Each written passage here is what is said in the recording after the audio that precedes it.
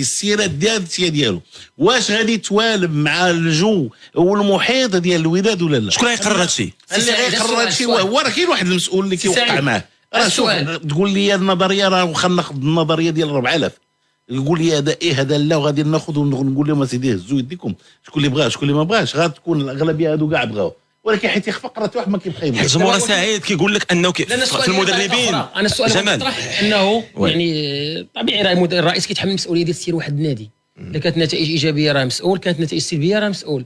ملي كتولي هذه الديناميات كتوصل للمقابلات النهائيه من حق الجمهور كيولي باغي اللقب، وهذا عادي بالنسبه للفريق من حجم الوداد هاد 9 سنوات الاخيره. انا ماشي الجمهور، انا ما باغيش اللقب. لا انا السؤال ديالي ماشي هو هذا، انا السؤال ديالي هو ما يتعلق بطريقه اختيار المدربين. شكون اللي كيختار المدربين؟ علاش ما كايناش في الوداد واحد اداره تقنيه مدير رياضي واضح المعالم باش هو يتحمل المسؤوليه؟ باش مثلا بدل غنناقشوا مع رئيس الفريق علاش 4 المدربين يجيو نناقشوها معاه هو، وبالتالي بدل تغتقيل المدرب تقدر تقيل المدير الرياضي، ويولي هذا النقاش التقني هو اللي غير مزيان واللي كيطالبوا به الجماهير ديال الوداد. هنا واحد المساله غادي نمشيو فيها في طرح واحد، حيت يبان لك واحد اللاعب كيبان لي البلاء الحسن في اي فريق من الفرق الوطنيه او خارج الفريق الوطني.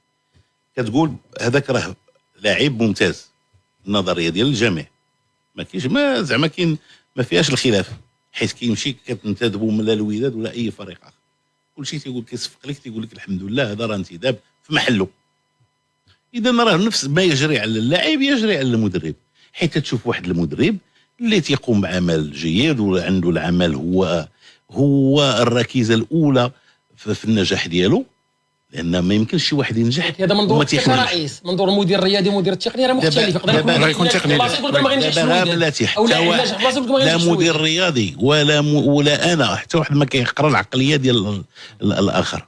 راه كتجيب واحد حتى تبرك معاه تيشبعك، كتشبعك على اساس انك انت راه غادي تنوض رابح لا كوب دي موند ديك الساعه صافي. غير وصلنا لا كوب دي موند في الضينه كتقول هذا راه غادي نمشي معاه في هذا الطرح اللي تيقول، وتيبقى يقول لك لا راه بغيت هذا اللاعب في هذا الخط وبغيت هذا. انا نمشي معك بعيد. في الاول ديال السنه كانوا عندنا واحد المجموعه ديال اللاعبين، كان عندنا واحد الجزائري، هذاك الجزائري العكس بالعمري مزيان. كان عندنا واحد لاتاكون اللي كان معنا في العهد ديال النفطي، لا في العهد ديال وليد وي لاتاكون اللي كان تسومو بينزا لا تسومو الجزائري. شنو اللي ما بغيتهمش هما كان عقد معهم المدرب جا قال لك جوج ما يكونوش معايا. سي سعيد اش غادي ندير بهم انا؟ ما عليا الا نحاول باش نفسخ معاهم باش نجيب لاعبين اخرين. فسخت معاهم وخلصهم وتقول لي الاداره التقنيه الاداره التقنيه خصها تكون هي كاينه هاتا حيت يكون مدرب على تشوف. لا ماشي اداره تقنيه سي سعيد، ماشي اداره تقنيه هذه اكثر من هكا. الاداره التقنيه كتجيبها كيجيو واحد كيضربوا كيجيو يضربوا بيناتهم المدرب والمدير التقني. المدرب تيقول لك الله يخليك انا هو الباترون ديال ليكيب، ما نبغيش شي واحد يدخل فيا.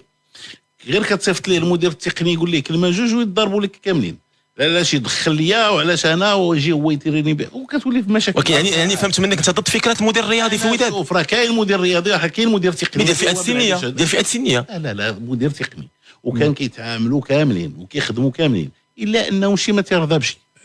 ايوب بالعميس اللي عارف ديال الفئات السنيه سي سعيد، ماشي مدير رياضي، ما عنده علاقه بالكيب. كان صحح لنا سي سعيد في السياق ديال المدربين. الجمهور ديال الوداد كيقول